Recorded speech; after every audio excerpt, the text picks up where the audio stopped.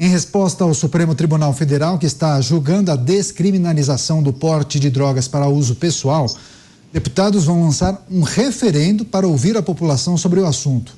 O deputado Mendonça Filho lhe protocolou um projeto de decreto legislativo que prevê justamente essa consulta. A proposta está agendada para o dia 6 de outubro de 2024, o que permitiria aproveitar a estrutura de votação das eleições municipais. Para ser aprovado, o PDL precisa de maioria simples no plenário da Câmara.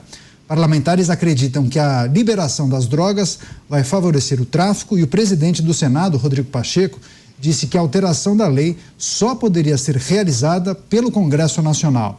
Até agora, o STF já tem 4 votos favoráveis para liberar o porte de drogas. O julgamento foi suspenso e deve ser retomado na próxima semana. Mota, gostaríamos de escutá-lo. O que acha dessa ideia de alguns parlamentares de realizar um referendo para ouvir a população? E parece fundamental colocar a população brasileira nesse debate, né? É essencial. Eu acho essa proposta do referendo muito interessante, porque ela coloca essa questão da forma que ela deve ser colocada.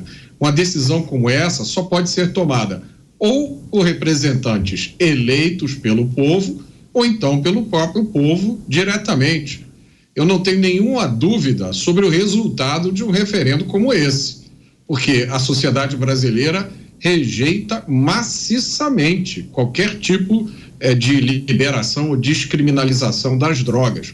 E na minha experiência pessoal, quanto mais humilde é o brasileiro, maior é essa rejeição. A descriminalização das drogas é uma pauta elitista. Isso aí é coisa de playboy, que não quer ser incomodado pela polícia e que tem esperança de que um dia, em vez de subir o morro, ele vai poder ir na boutique, lá nos Jardins, ou na zona sul do Rio de Janeiro, comprar lá a maconha e a cocaína dele. Nenhum pai de família ou mãe digna desse nome deseja para o filho um destino de dependência química, né? E aí vem aquela história que sempre entra no debate do tal uso recreativo. É uma expressão maravilhosa, né? O uso recreativo das drogas. Agora, presta atenção nisso. Toda dependência química começou um dia com o uso recreativo. Ninguém começa sendo dependente, tá? Todo mundo começa experimentando. Então, eu acho que a maioria da população brasileira tem consciência da devastação causada tanto pelas drogas, pelo uso, quanto pelo tráfico de drogas, né? E as cracolândias, elas são um experimento da liberação das drogas. Estão aí para quem quiser ver. Pois é, Tiago Pavinato, a possibilidade de realizar um referendo para escutar a população sobre esse tema, e uma pergunta muito interessante aqui que mandaram. Se o STF autorizar o porte de drogas para uso pessoal, de quem as pessoas poderão comprar a droga? Do tráfico. Só do tráfico, porque não é a descriminalização da droga, é do usuário. Vamos colocar os termos aqui. Ele vai comprar. Mas aí a pessoa não estaria justamente. Olha que coisa bacana. Criminoso. Olha que coisa bacana que é esse país. Esse país tem umas sutilezas que só por Jesus Cristo. Pensa bem. O garimpo ilegal. Não aprovaram uma lei de parlamentares do PT, que foi sancionada pela Dilma ou pelo cachorro oculto, não se sabe, que transformava o ouro ilegal em legal, ou seja, basta que o comprador declare: eu não sabia que era ilegal, para que o ouro se torne legal. É essa a regra que vige no Brasil. É a lei que foi votada. Então, o cara extraiu o ouro ilegalmente, vendeu, basta o comprador alegar boa-fé e falar: eu não sabia de nada, a famosa lei Lula, eu não sabia de nada, para ela se transformar em um ouro legalizado. A droga vai ser mais ou menos a mesma coisa, mas não precisa chegar nem tanto, porque o usuário, obviamente, ele não vai poder dizer: eu não sabia que era ilegal. Droga é ilegal, sabe? Ninguém se escusa de cumprir a lei alegando que não a conhece. Artigo 2º da Lei de Introdução às Normas do Direito Brasileiro. Mas olha o efeito perverso esse aqui. Vocês lembram que no 8 de janeiro teve um pessoal que alugava ônibus para excursão? A pessoa que aluga ônibus para excursão é um empresário regular. E locar um ônibus para excursão é algo lícito.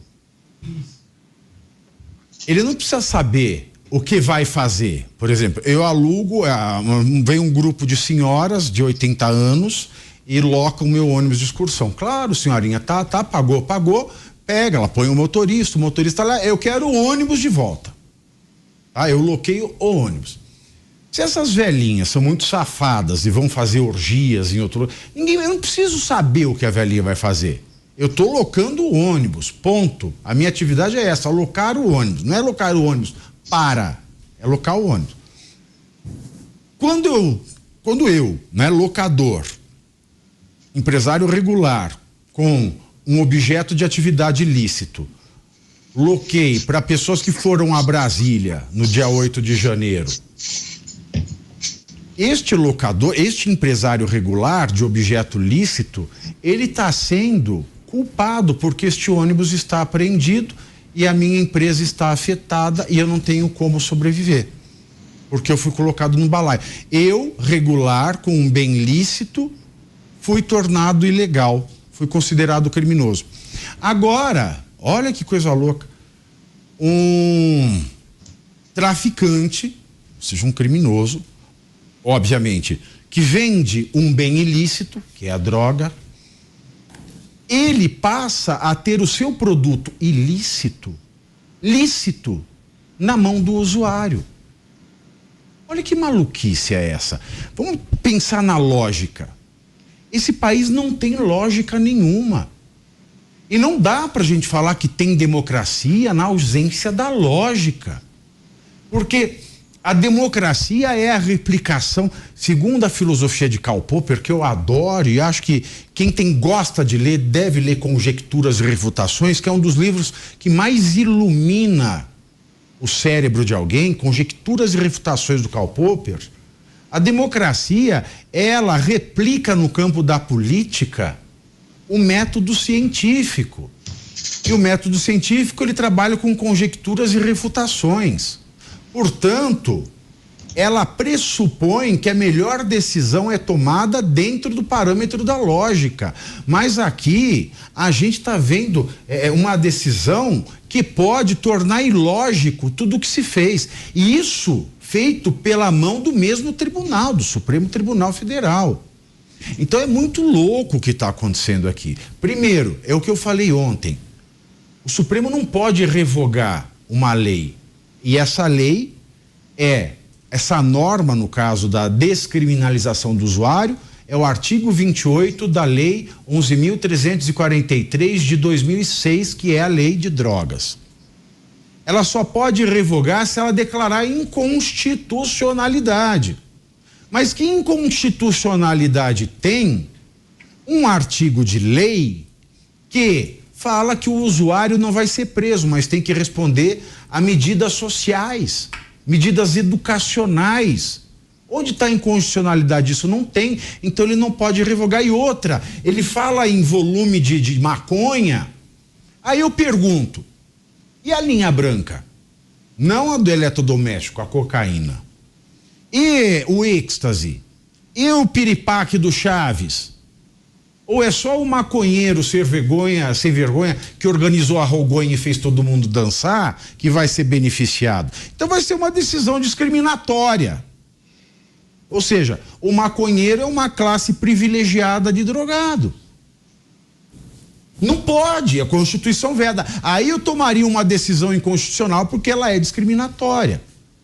Ou seja, nada faz sentido.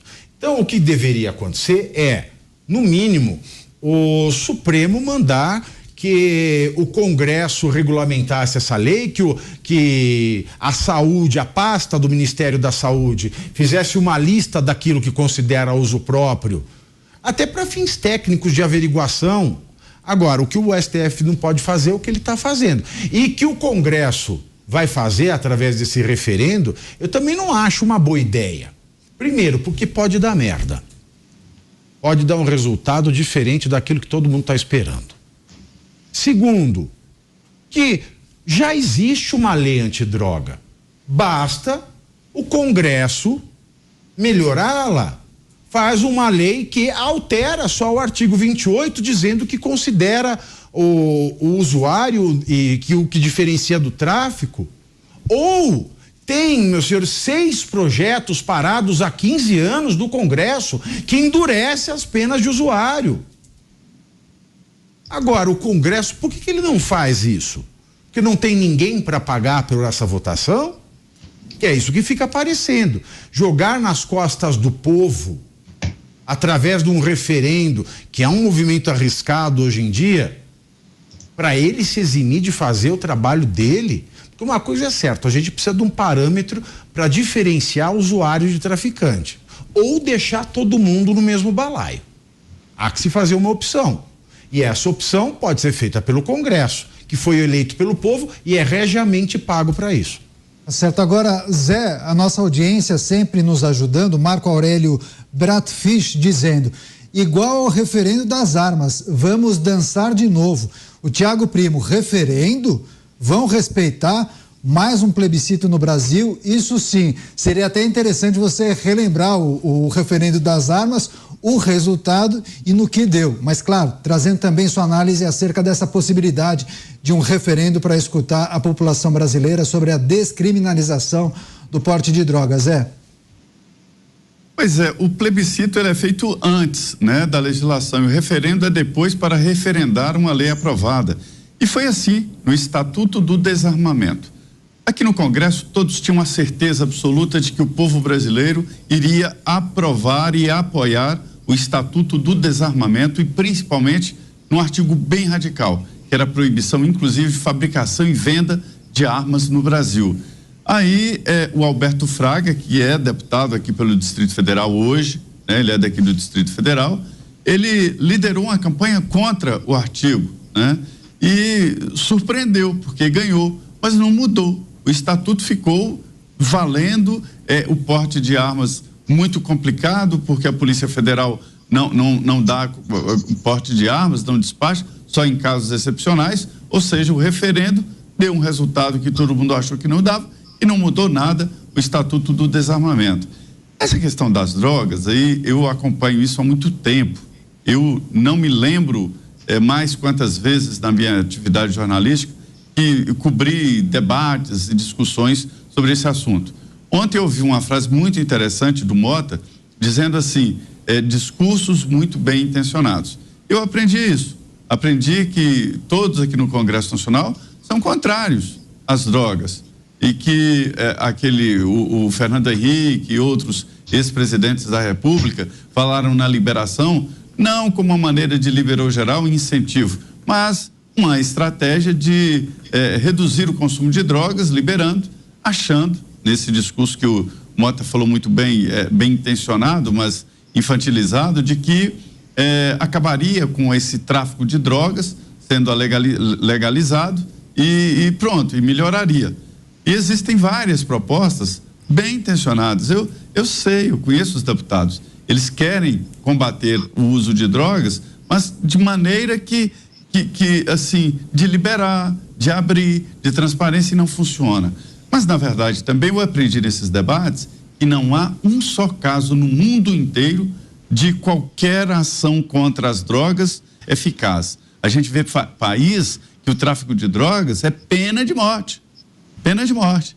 E tem, inclusive brasileiro que tenta entrar lá com drogas e que será executada. Agora, uma brasileira. Então, assim, não há nenhum exemplo de 100%, mas há uma maneira de atenuar. O principal o argumento eu aprendi com Osmar Terra, que é o autor desta última lei antidrogas aqui no Brasil. Ele fala, nós estamos vivendo uma epidemia de drogas. Quem presta atenção minimamente no que está acontecendo no Brasil e, senhores, no interior. Você sabe aquele cachaceiro do interior, aquele senhorzinho que vivia bêbado e que era engraçado e que todo mundo ria? Está no crack. As cidades de 20 mil habitantes estão tomadas. Estamos vivendo a epidemia de drogas. Isso é sério.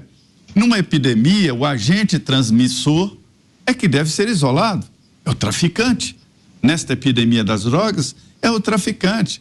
Não dá para diminuir o cerco, achando que a política de repressão não deu certo? Não deu certo. Está aí o resultado, né? Desses últimos dias aí, essa guerra contra traficantes e tal, não deu certo. Mas é a melhor que nós temos, a melhor política é esta, de repressão. Não conhecemos outra melhor. E eu vou voltar a dizer, eu reconheço que às vezes aqui são deputados bem intencionados e que trazem propostas que a gente vê que não dá, que vai piorar. Então, esta é a realidade, a grande realidade. O povo brasileiro está assustado, os que pensam, com o que está acontecendo com a nossa juventude. Há uma epidemia, senhores, há uma epidemia em andamento. Não há família que não tenha um caso de drogas. O próprio Osmar Terra me dizia que antigamente eram os eleitores que procuravam pessoas simples, pobres. Ele entrou na política como Divaldo Carimbão para defender os menores que cheiravam cola, e o próprio Divaldo Carimbão me disse, eu entrei na política por isso. Hoje, menores, aqueles engraxados, não sei o quê, que cheiravam cola, isso é piadinha. Aquele povo que cheirava cola, a coisa hoje é crack e outras drogas entrando, então é um problema sério. E nesse caso aí da descriminalização, tem gente bem intencionado que acha que funciona. Não funciona. No Uruguai não funcionou. Amsterdã já está querendo reverter, virou Cracolândias lá em Amsterdã. Ou seja, é um debate que eu não tenho uma solução, e ninguém tem, evidentemente, mas a repressão é o que está valendo. Não dá para liberar. Não se pode pensar nessa possibilidade. Isso no mérito. Agora vamos lá. Tecnicamente, isso não é papel do Supremo. O Supremo não pode definir, não pode fazer lei. O Supremo é sim ou não. Quando ele diz não, aí fica o vácuo. Você diz que é inconstitucional a lei. Então, com a palavra, o Congresso Nacional. Está na hora do Congresso reunir, sei que é polêmico, que vai sair fogo, faísca para todo lado, mas tem que discutir sim. A última lei antidrogas foi boa, relatada pelo Divaldo Carimbão e o autor Osmar Terra. A lei é boa e que trouxe novidades, que é a internação compulsória, que é uma grande novidade, né? Quem está enfiado nas drogas não tem vontade própria, não. Ele precisa se recuperar por um tempo para depois dizer se ele quer continuar o tratamento ou não. Ou seja, é preciso que o Congresso encare esse assunto e defina regras. É preciso regras. O Zé tem razão. Esse problema se acentuou muito, é uma epidemia. Eu nunca vi os três poderes compostos por tanta droga. Nunca vi. Tá certo. Eu vou passar para o Mota, a gente vai fazer mais um giro rápido de opinião. Para fechar essa primeira rodada, a Elaine não falou a possibilidade de um referendo para escutar a população sobre esse tema, descriminalização do porte de drogas para uso pessoal. Elaine. Eu vou esclarecer esse tema da descriminalização das drogas, né? O Pavinato já pontuou aqui, mas eu só queria, de maneira bem sucinta, explicar para quem nos ouve e nos assiste. O que acontece? A lei de drogas tem lá no artigo 28 as penalidades para quem porta, guarda algum tipo de droga, né? Que seria ali entendido como usuário. Então, hoje o usuário não tem, como a gente já disse aqui ontem no programa, a pena privativa de direito, ou seja, não vai preso. De liberdade, desculpa, a pena privativa de liberdade. O sujeito não vai preso, né? Mas ele tem ali outras penas que estão descritas, né, positivadas ali no artigo 28. E o que se tem hoje no Supremo é um pedido para que este artigo seja entendido como inconstitucional. Ou seja, então, passando nessa votação, e a gente já tem aí uma votação de 4-0, para que realmente haja esse entendimento, a gente vai ter então a revogação desse artigo, portanto, quem portar não tem mais pena, nem privativa de liberdade e nem as outras penas previstas no artigo 28. Portanto, quem portar, não acontece nada, por isso se fala em descriminalização das drogas. Mas a lei de drogas continua. Muito bem, dito isso, gente, por que é que se decidiu por isso? Primeiro, como bem pontuou aqui o Pavinato, Não sei de onde tiraram a inconstitucionalidade neste artigo. Honestamente, não sei. E para além disso, se falta ali descrever o que seria uma droga, o que quantidade seria, né, desse entorpecente, não cabe ao judiciário definir isso. Aliás, é lamentável ver, por exemplo, o ministro Barroso votando e dizendo, olha, sim, mas limitada a maconha. Quer dizer, ele escolhe, seleciona a droga, né? Aí, hoje, o ministro Alexandre de Moraes, mas eu acho que a gente tem que definir quantos pés de plantinha e quantas gramas de droga. Já imaginou o policial na rua? Já imaginou o trabalho exatamente. Uma balança. Uma balança. Então, assim... Balança, câmera, o bafômetro, vai virar o inspetor bugiganga, o policial. Exato. E aí, ontem ainda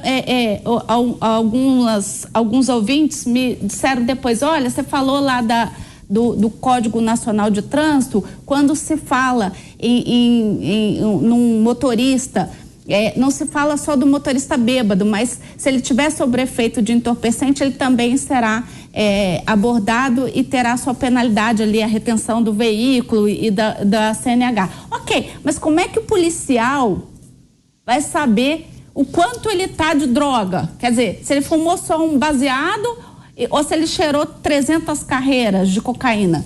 Ele vai ter que ter um feeling, quer dizer, o policial tem que ir para a rua com feeling.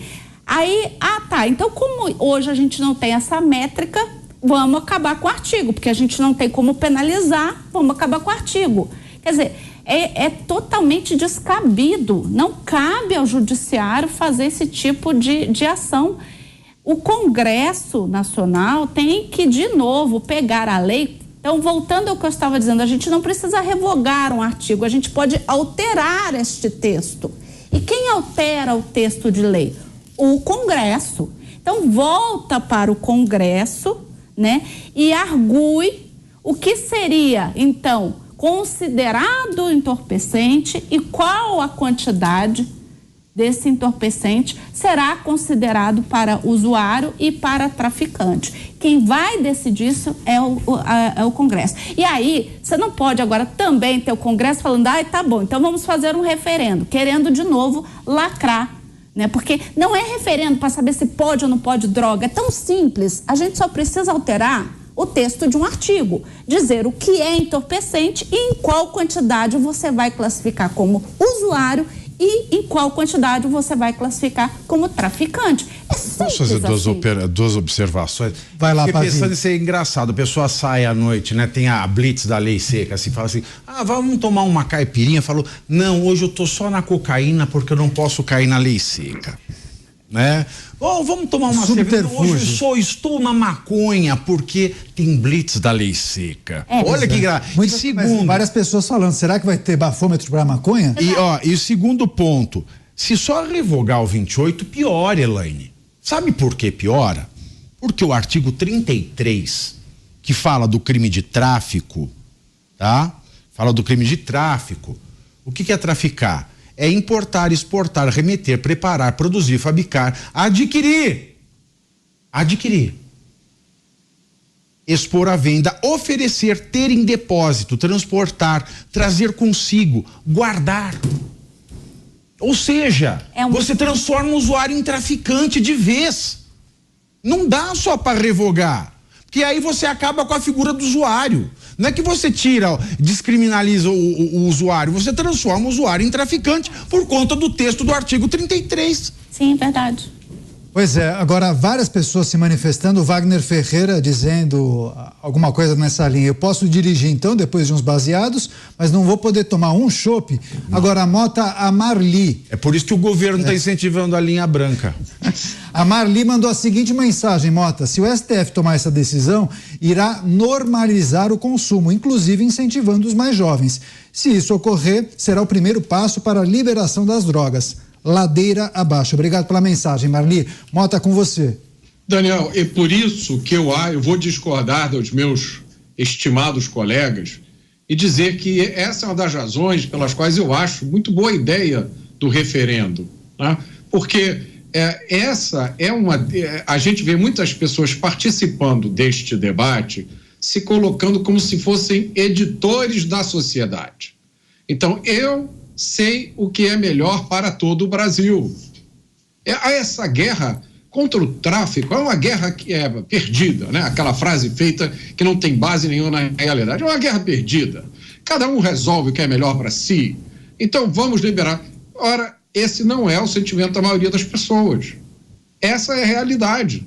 Vá numa comunidade, qualquer comunidade, na hora que os traficantes não estão lá, converse com quem mora numa comunidade. Chega para uma mãe, né, que trabalha como faxineira, como diarista, o dia inteiro para sustentar os filhos, manter os filhos longe do tráfico, pergunta se ela acha que é uma boa ideia descriminalizar as drogas.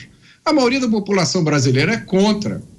Então, eu acho que essa é uma grande vantagem do referendo, porque o que a gente tem visto nos últimos tempos, nos últimos anos, é sempre mudança da legislação no sentido de reduzir pena e livrar a cara dos bandidos, inclusive dos traficantes. Olha, eu vou lembrar aqui uma coisa que muita gente não conhece, que foi criada uma figura do chamado tráfico privilegiado. O que é isso? É quando você vai numa festa e aí você compra cocaína para você e resolve levar para os amigos também. E aí você é enquadrado num outro artigo diferente que tem penas menores do que as penas do tráfico normal. Então, toda hora se cria, né, um subterfúgio, uma forma de diminuir as penas. Tem gente que defende que o tráfico de drogas é um crime sem violência. Acreditem nisso. Há juristas que dizem isso. O tráfico de drogas é um crime sem violência. Então, está aqui um habeas corpus para o traficante, né? Solta na audiência de custódia, porque há superencarceramento. Essa guerra às drogas está enchendo as cadeias.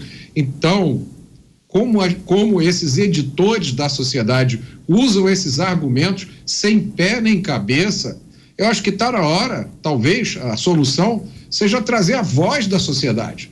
Deixa 95% das pessoas irem ao referendo e dizerem: somos totalmente contra qualquer liberação, qualquer descriminalização.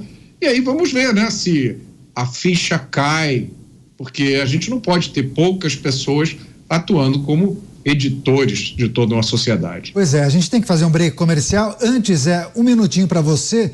Dá para projetar, dando um passo atrás do referendo propriamente, dá para projetar a votação desse PDL no Congresso, um Congresso um pouco mais conservador, né? Pois é, mas a dificuldade é o seguinte: para aprovar um referendo é preciso que tenha algo a ser referendado, né? Ou seja, é preciso que o Congresso Nacional discuta uma lei antidrogas, que a lei antidrogas passada foi muito baseada em prevenção. É preciso agora mudar o Código Penal. Eu entendo que é preciso encarar, o Congresso encara e vota uma lei, e vai sair uma lei rígida, porque eu conheço o novo perfil do Congresso Nacional, né? Vote uma lei e aí faça um referendo sobre a lei. E aí é que mora a complicação, que o Pavi falou muito bem. Então, assim, o Congresso precisa aprovar uma lei, descendo a detalhes, né? Mudando o Código Penal, inclusive, tornando mais rigoroso, né? Esse aí, ou talvez até definindo nuances, como disse o Mota aí, sobre o tal do tráfico privilegiado, né?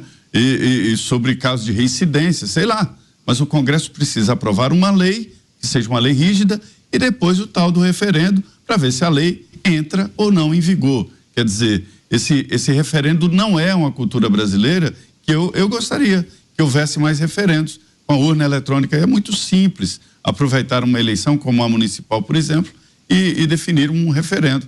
Então é isso, precisa aprovar uma lei e depois o referendo.